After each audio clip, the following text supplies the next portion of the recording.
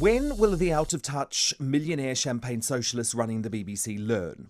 In the midst of a global pandemic, and on the very day it's revealed 695,000 more hard-working Brits have lost their jobs, they unleash a revoltingly extravagant rich list showing not a thing has changed at the corporation. Not a thing. Apparently we're meant to celebrate Zoe Ball and the fact she's received a whopping £900,000 pay rise to £1.36 million. That's a pound, by the way, for every listener she's lost since taking over from Chris Evans at Radio 2.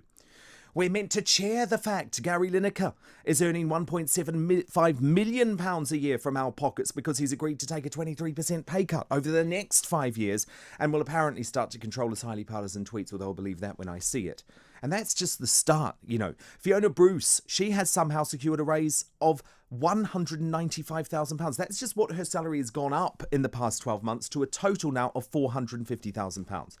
Then there's Laverne, whose hosting of Desert Island Discs is considered an unmitigated disaster, yet she's seen her salary soar £90,000 to £395,000. Worse still is the damning fact that the total salary bill for on-screen stars rose by £1 million to £144.6 million, proving all this talk of frugality is just that. It's talk. What on earth is going on at that place? Remember, this is the same BBC that has said it is too cash-strapped to pay the licence fee for our greatest generation, those over 75, many of whom fought in World War II.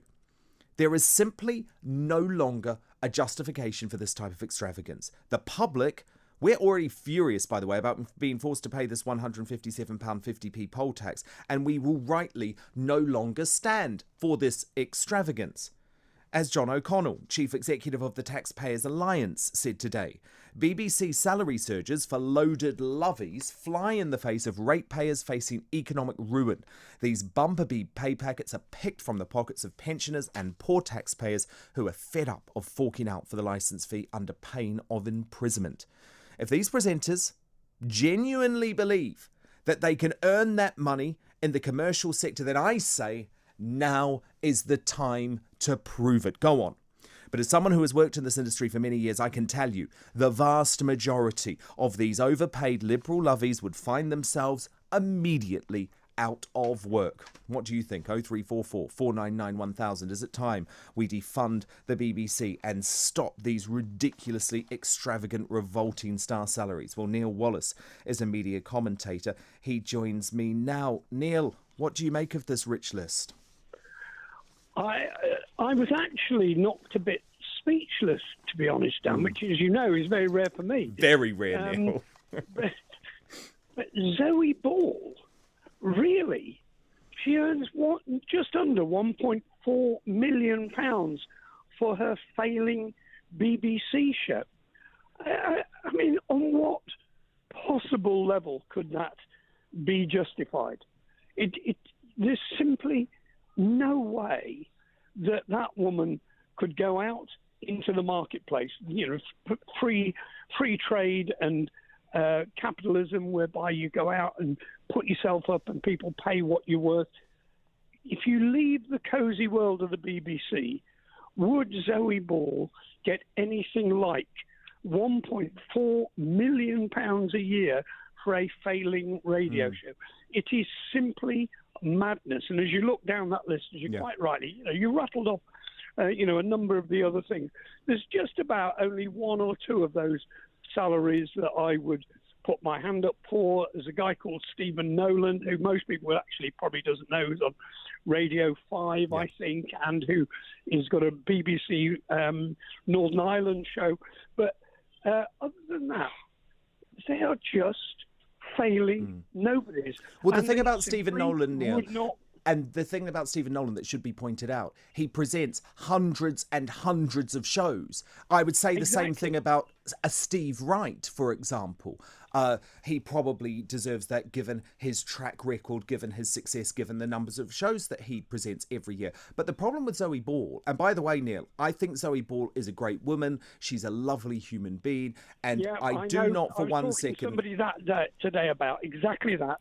She is really, really well liked. There's no one's got a bad word to say for her, except that she's taken £1.4 million out of my pocket. Exactly. And this isn't her fault, Neil. The thing is that this is the BBC now financially rewarding failure. Madness. The reason Chris Evans was able to be paid that massive fee is because he had proven over many years he was a guaranteed blockbuster hit. He brought in the listeners. And the issue with Zoe Ball, unfortunately, Neil, is she's lost 900,000 listeners over the past year. Yet for every listener she's lost, she's earned another £1 from our money. I mean, it's extraordinary. That wouldn't fly in the commercial sector, would it, Neil?